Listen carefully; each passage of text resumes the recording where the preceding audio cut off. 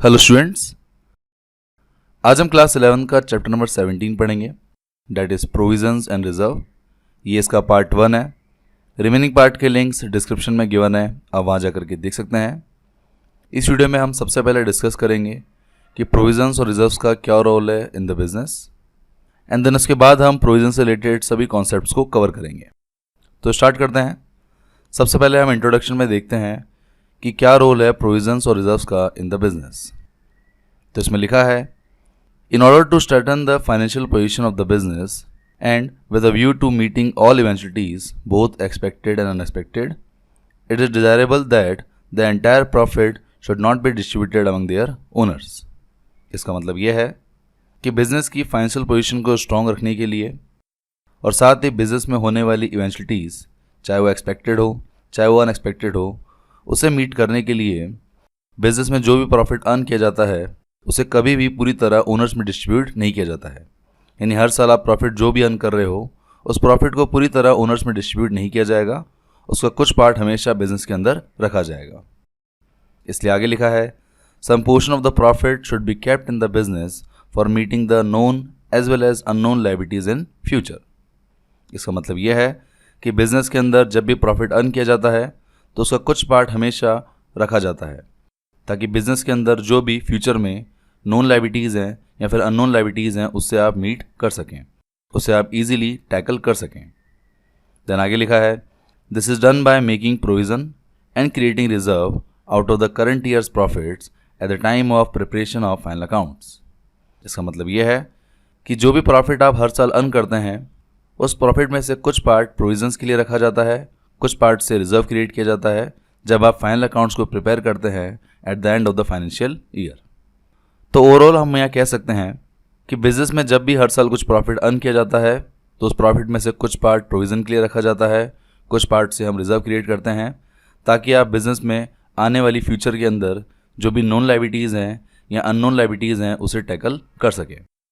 तो basically provisions और reserves को इसलिए बनाते हैं, इसलिए क्रिएट करते हैं ताकि आप बिजनेस की फाइनेंशियल पोजीशन को स्ट्रॉन्ग कर सकें और साथ ही नॉन और अननोन लायबिलिटीज से भी फाइट कर सकें, जिससे आपके बिजनेस की ट्रू फाइनेंशियल पोजीशन भी शो हो। तो ये आपका इंट्रोडक्शन हो गया, जिसमें हमने सीखा कि क्या इंपॉर्टेंस है प्रोविज़न और रिजर्व की इन द बिजनेस। नाउ हम डिस्कस करते हैं प्रोविज़न से रिलेटेड सभी कॉन्सेप्ट्स। इस वीडियो में मैं प्रोविज़न से रिलेटेड जो भी कॉन्सेप्ट्स है उसको कवर करूँगा और नेक्स्ट वीडियो के अंदर हम रिजर्व से रिलेटेड सभी कॉन्सेप्ट्स को कवर करेंगे। तो सबसे पहले हम प्रोविज़न का मीनिंग देखते हैं। प्रोविजंस की जो डेफिनेशन है वो कंपनीज एक्ट 2013 के अकॉर्डिंग डिफाइन की गई है। इसमें लिखा है, according to the companies act 2013 the term provision refers to any of the following amounts. इसका मतलब यह है कि कंपनी एक्ट 2013 के अकॉर्डिंग प्रोविजंस के बारे में एक स्पेसिफाइड डेफिनेशन दे रखी है जो इन दोनों के अकॉर्डिंग एक्सप्लेन होगी। पॉइंट ए में लिखा है, द अमाउंट रिटर्न ऑफ और retained by way of providing for depreciation, renewals और diminution in the value of assets. इसका मतलब यह है कि अगर एक फर्म और बिजनेस कुछ अमाउंट अलग रखती है जिसमें वो डेप्रिसिएशन प्रोवाइड कर रही है या फिर वो एसेट के रिन्यूअल के लिए रखी जा रही है या फिर अगर एसेट की वैल्यू डिक्रीज हो उसके लिए कुछ अमाउंट अलग से रखा जा रहा है, तो उस अमाउंट को हम प्रोविज़न कहेंगे। तो यहाँ पर आपको याद रखना है कि फर्स्ट पॉइंट के अकॉर्डिंग प्रोविज़न हम तब वर्ड यूज़ करेंगे जब आप डेप्रिसिएशन को प्रोवाइड कर रहे हो, किसी एसेट का रिन्यूअल कर रहे हो या किसी एसेट की वैल्यू में अगर कुछ रिडक्शन होता है तो उसके लिए आप कुछ अमाउंट रख रहे हो। इन सभी सिचुएशन में इस अमाउंट को हम प्रोविज़न कहेंगे। बी पॉइंट में लिखा है, the amount retain by way of providing for any known liability of which the amount can not be determined with substantial accuracy. इसका मतलब यह है कि प्रॉफिट का कुछ पार्ट आप अलग रख रहे हो जिसमें कोई नॉन लायबिलिटी है जो आप जानते हो, पर उस नॉन लायबिलिटी का अमाउंट कितना हो उसके बारे में आप पूरी तरह श्योर नहीं हो।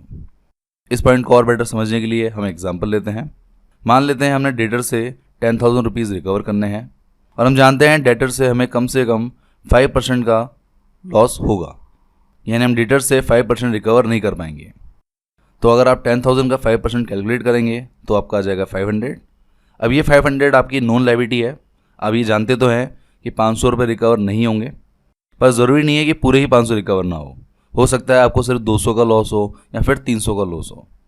तो यहाँ पर आपको लायबिलिटी तो पता है, पर कितना अमाउंट आपका लॉस में जाएगा उसके बारे में आपको कोई आइडिया नहीं है। आप 100% श्योर नहीं हो सकते। इसी को हम कहते हैं प्रोविज़न। और साथ ही यहाँ पर आप याद रख सकते हैं कि अगर हम डेटर्स के अगेंस्ट कोई प्रोविज़न क्रिएट करते हैं तो उसे हम कहते हैं provision for doubtful debts. Doubtful debts का मतलब यही है कि डेटर्स का वो अमाउंट जो आप श्योर नहीं है कि वो रिकवर होगा या नहीं। इस तरह आपका प्रोविज़न की डेफिनेशन कंप्लीट होती है। एक बार आप फिर से देख लीजिए। फर्स्ट पॉइंट के अकॉर्डिंग प्रोविज़न उसे कहा जाएगा जब आप डेप्रिसिएशन के लिए कुछ अमाउंट रख रहे हो, एसेट के रिन्यूअल के लिए रख रहे हो, या फिर एसेट की वैल्यू में अगर कुछ रिडक्शन होता है उसके लिए रख रहे हो। और सेकंड पॉइंट के अकॉर्डिंग प्रोविज़न उसे कहा जाएगा जब आप जानते हैं कि कोई नॉन लायबिलिटी है पर उसके अमाउंट के लिए आप पूरी तरह श्योर नहीं है, तो उसे भी हम प्रोविजंस कहेंगे। तो ये तो आपकी हो गई डेफिनेशन ऑफ प्रोविज़न। देन आगे देखते हैं। आगे आपके कुछ नोट्स हैं जो आपको याद रखने हैं। ये 2 पॉइंट काफ़ी इंपॉर्टेंट हैं जो प्रोविजंस के अगेंस्ट आपको याद रखने हैं। फर्स्ट पॉइंट में लिखा है, if the amount of a known liability can be determined with reasonable accuracy it must be classified as an outright liability and not a provision. इसका मतलब ये है कि अगर आपको पता है कि कोई नॉन लायबिलिटी है जो आपके फ्यूचर में अकर होने वाली है, जहाँ पर आपको अमाउंट की भी एक्यूरेसी है, यानी आप जानते हैं कि कितना आपको लॉस होने वाला है किसी भी पर्टिकुलर लायबिलिटी के अगेंस्ट, तो उसे हम कभी भी प्रोविज़न में पुट नहीं करेंगे। उसे आप अलग से शो करेंगे जिसे हम कहते हैं आउटराइट लायबिलिटी। फॉर एग्जाम्पल, अगर हमें पता है कि डेटर से हमें 1000 रुपीज़ फॉर श्योर नहीं मिलने वाले हैं, तो 1000 के अगेंस्ट हम प्रोविज़न क्रिएट नहीं करेंगे। 1000 को हम अलग से बैलेंस शीट के अंदर शो करेंगे जिसे हम आउटराइट लायबिलिटी कहते हैं। तो यहाँ पर आपको अच्छे से याद रखना है कि ऐसी कोई भी लायबिलिटी जिसका आपको पता है कि ये अमाउंट पर्टिकुलरली नहीं मिलने वाला, आप पूरी तरह श्योर हैं कि कितना अमाउंट आपको नहीं मिलने वाला, तो उस अमाउंट के अगेंस्ट आप प्रोविज़न क्रिएट नहीं कर सकते। उससे आपको अलग से क्लासीफाई करना पड़ेगा एज आउटराइट लायबिलिटी। तो फर्स्ट पॉइंट तो आपका ये हो गया। सेकेंड पॉइंट है, also if any excess provision is made knowingly और intentionally the amount in excess of the actual need will be treated as reserve. इसका मतलब ये है कि अगर आप किसी नॉन लायबिलिटी के अगेंस्ट प्रोविज़न क्रिएट करते हो पर वह प्रोविज़न आप जानबूझ के ज़्यादा क्रिएट कर रहे हो, तो इस सिचुएशन के अंदर जितना भी प्रोविज़न ज़्यादा क्रिएट किया जाएगा उस पार्ट को आप रिजर्व में ट्रांसफ़र करेंगे। एग्जाम्पल के लिए अभी हमने 10,000 का 5% यानी 500 रुपीज़ प्रोविज़न क्रिएट किया, पर अगर हमने 5% की जगह 10% क्रिएट कर दिया जानबूझकर, तो यहाँ पर ये गलत होगा। हम जानते हैं कि 5% के अप्रॉक्स ही अमाउंट रिकवर नहीं होगा, पर अगर आप फिर भी 10% प्रोविज़न क्रिएट करते हो तो 5% से जितना ज़्यादा है यानी 10% minus 5% which is also equal to 5% reserve में ट्रांसफ़र करेंगे। ये आपको याद रखना है। इन दोनों पॉइंट को वापस से देख लेते हैं। फर्स्ट पॉइंट में आपको ध्यान रखना है कि जब भी हम प्रोविज़न को क्रिएट करते हैं जहाँ पर लायबिलिटी आपकी नोन है और अगर आपको एक्यूरेसी भी है, तो उस अमाउंट को हम प्रोविज़न में ट्रांसफ़र नहीं करेंगे, उसे आप अलग से एक आउटराइट लायबिलिटी की तरह शो करेंगे। और सेकंड पॉइंट है कि अगर आप एक्सेस प्रोविज़न को क्रिएट करते हैं ये जानते हुए भी कि उसकी ज़रूरत नहीं है, तो जो एक्सेस प्रोविज़न होगा उसे आपको रिजर्व की तरह ट्रीट करना पड़ेगा, ना कि प्रोविज़न। तो ये 2 इंपॉर्टेंट पॉइंट हैं, इंपॉर्टेंट नोट है अगेंस्ट प्रोविज़न जो आपको अच्छे से याद रखने हैं। देन इसके बाद आपके प्रोविज़न्स के कुछ एग्जांपल्स हैं जो आप याद रख सकते हैं। ये सभी एग्जांपल शो करते हैं कि किन किन लायबिलिटीज़ के अगेंस्ट प्रोविज़न को क्रिएट किया जाता है। टोटल यहाँ पर एग्जांपल में मैंने 5 प्रोविज़न लिए हैं। ये 5 प्रोविज़न के नाम आप याद रख सकते हैं, जिससे आपको क्लियर हो जाएगा कि हम किन किन नॉन लायबिलिटीज़ के अगेंस्ट प्रोविज़न क्रिएट करते हैं। जिसमें फर्स्ट है provision for depreciation of assets, second है प्रोविज़न फॉर टैक्सेशन, थर्ड है provision for bad and doubtful debts, fourth is provision for discount on debtors, and fifth is provision for repairs and renewal of assets. तो ये आपके example है जो आपको अच्छे से याद रखने हैं। इस तरह आगे देखते हैं। देन आपका नेक्स्ट टॉपिक है फीचर्स ऑफ प्रोविजंस, कि क्या फीचर्स हैं प्रोविजंस के। तो टोटल हम यहाँ पर 3 फीचर्स के बारे में डिस्कस कर रहे हैं। सबसे पहला फीचर है कि provision is made to meet a known liability. काफ़ी सिंपल मतलब है इसका मतलब ये हुआ कि हम प्रोविज़न को हमेशा क्रिएट करते हैं किसी भी नोन लायबिलिटी, यानी अगर आपको लायबिलिटी के बारे में पता है तो उसके अगेंस्ट आप प्रोविज़न क्रिएट कर सकते हैं। पहला फीचर तो ये हो गया। सेकेंड फीचर है the liability is known but the amount of such liability can not B determined with reasonable accuracy. इसका मतलब ये है कि प्रोविज़न उसे कहा जाएगा जहाँ पर आपको लायबिलिटी के बारे में तो पता है, पर लायबिलिटी में कितना अमाउंट पुट करना है, कितना अमाउंट आपको बेयर करना पड़ेगा, उसके बारे में आप श्योर नहीं है, तो उसे भी हम प्रोविज़न की तरह ट्रीट करेंगे। इसमें एक एग्जाम्पल भी दे रखा है। एग्जाम्पल में लिखा है कि it is almost certain that some debts will be prove irrecoverable but the exact amount of bad debts can not be predicted with certainty. इस एग्जाम्पल को हम ऊपर भी देख चुके हैं। एग्जाम्पल का मतलब यही है कि हम जानते हैं कि डेटर से आपको अमाउंट रिसीव तो होगा, पर उसमें से कितना अमाउंट रिसीव नहीं होगा इसके बारे में आप कभी भी श्योर नहीं हो सकते। हम कभी भी नहीं पता कर सकते कि एग्जैक्टली कितना अमाउंट आपका बैड डेट्स में जाएगा। तो बैड डेट्स के अगेंस्ट जो आप provision for bad debts create करते हैं वो भी आपके लिए होता है प्रोविज़न। एंड थर्ड फीचर है provision is a charge against profit and as such reduces the profit of the year in which it is created. ये काफ़ी इंपॉर्टेंट पॉइंट है। इसमें आपको याद रखना है कि प्रोविज़न आपका प्रॉफिट के अगेंस्ट चार्ज किया जाता है, और जब भी हम प्रोविज़न को क्रिएट करते हैं तो उससे आपका प्रॉफिट रिड्यूस होता है। और ये हम इंट्रोडक्शन में भी देख ही चुके हैं कि जब भी आप प्रोविज़न क्रिएट करते हैं या फिर रिजर्व क्रिएट करते हैं तो उसे आप करंट ईयर के प्रॉफिट में से क्रिएट करते हैं। और क्योंकि आप करंट ईयर के प्रॉफिट में से प्रोविज़न को क्रिएट करते हैं तो डेफिनेटली जिस भी साल आप प्रोविज़न को क्रिएट करोगे उस साल का प्रॉफिट आपका कम होगा। आगे लिखा है the loss when actually occurs will be written off against such provision and thus the profit of the year in which such loss occurs will not be affected. इसका मतलब यह है कि जो प्रोविज़न आपने क्रिएट किया है उसका यूज़ हम तब करते हैं जब आपको किसी साल लॉस हो जाए। बेसिकली प्रोविज़न क्रिएट करने का रीज़न ही यही है कि जब भी हमें फ्यूचर में किसी तरह का लॉस हो जाए तो उस लॉस को आप रिकवर कर सकें, उसे आप सेट ऑफ कर सकें अगेंस्ट प्रोविज़न। और ऐसा करने से आपका उस साल का प्रॉफिट पर कोई भी इम्पैक्ट नहीं आता है। ये आपको याद रखना है। तो ये 3 फीचर्स हैं जो आपको अच्छे से याद रखने हैं, जो आपको हेल्प करेंगे कि किस नॉन लायबिलिटी के अगेंस्ट आप प्रोविज़न को क्रिएट कर सकते हैं। तो काफ़ी इंपॉर्टेंट है, आपको अच्छे से याद रखना है। देन आगे देखते हैं। आगे आपका आता है नेक्स्ट टॉपिक पर्पस और इम्पॉर्टेंस ऑफ प्रोविज़न्स। इसमें हम डिस्कस करने वाले हैं कि प्रोविज़न्स आपके बिजनेस के लिए क्यों इंपॉर्टेंट हैं। तो टोटल 3 पॉइंट हैं जिसके अंदर हम समझेंगे कि प्रोविज़न क्यों आपके बिजनेस के लिए इंपॉर्टेंट है। सबसे पहला पॉइंट है to ascertain the true net profit of the business. इसका मतलब हेडिंग से ही समझ आ चुका है।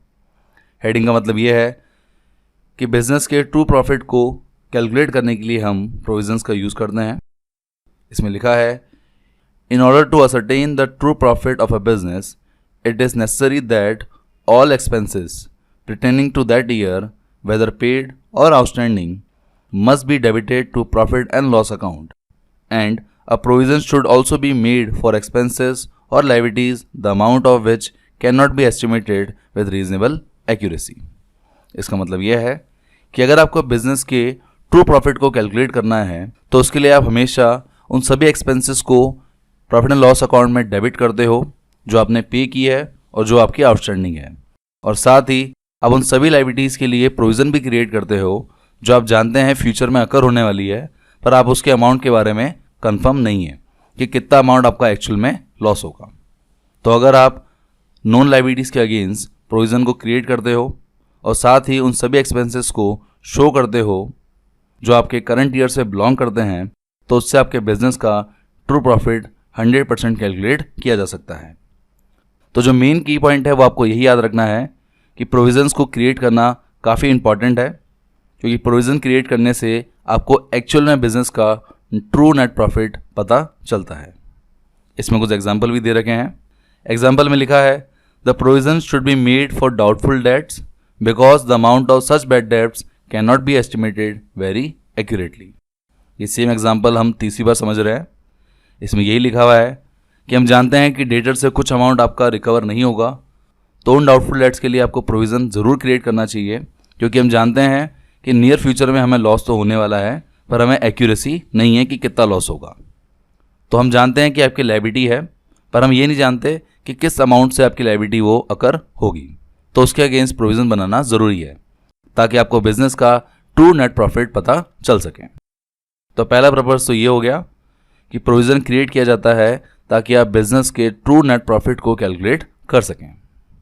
इस तरह सेकंड पॉइंट है आपका to ascertain the true financial position of the business. काफ़ी सिंपल पॉइंट है। इसमें लिखा है the balance sheet will depict the true and fair view of the financial position of the business only if adequate provision is made for all the anticipated losses and expenses। इसका मतलब यह है कि एक बैलेंस शीट आपको तभी true और fair view present करेगी, आपकी फाइनेंशियल पोजीशन को शो करेगी, जब आप उन सभी एंटिसिपेटेड लॉसेस और एक्सपेंसेस के लिए प्रोविज़न क्रिएट करोगे। यानी अगर आपको पता है कि कोई नॉन लायबिलिटी है जो आपके फ्यूचर में अगर होने वाली है, तो उसके अगेंस्ट प्रोविज़न क्रिएट करना काफ़ी ज़्यादा इंपॉर्टेंट है। ऐसा करने से ही आपको एक्चुअल में पता चलेगा कि आपकी फाइनेंशियल पोजीशन क्या है बिजनेस के अंदर।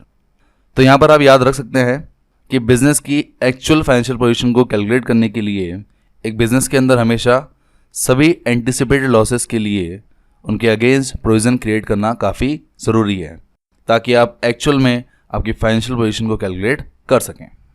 तो ये आपका सेकंड पॉइंट है जो इंडिकेट करता है कि बिजनेस के लिए प्रोविज़न क्यों इंपॉर्टेंट है। एंड देन आपका लास्ट थर्ड पॉइंट है to provide for known losses in the future. इसमें लिखा है funds will be required to meet the losses and liabilities that are likely to occur in the near future. इसका मतलब यह है कि फ्यूचर में होने वाले नॉन लॉसेस और लायबिलिटीज़ के लिए आपको हमेशा फंड्स की ज़रूरत होती है। और ये काफ़ी सिंपल बात भी है कि अगर आपको पता है कि फ्यूचर में कोई लायबिलिटी अगर होने वाली है या फिर कुछ लॉस होने वाला है, तो उसके लिए आपके पास फंड का होना तो काफ़ी ज़रूरी है। इसलिए आगे लिखा है as such provisions are made to provide funds for meeting those losses such as provision for taxation, provision for repairs, provision for damages likely to arise from a pending suit और सच अदर्स।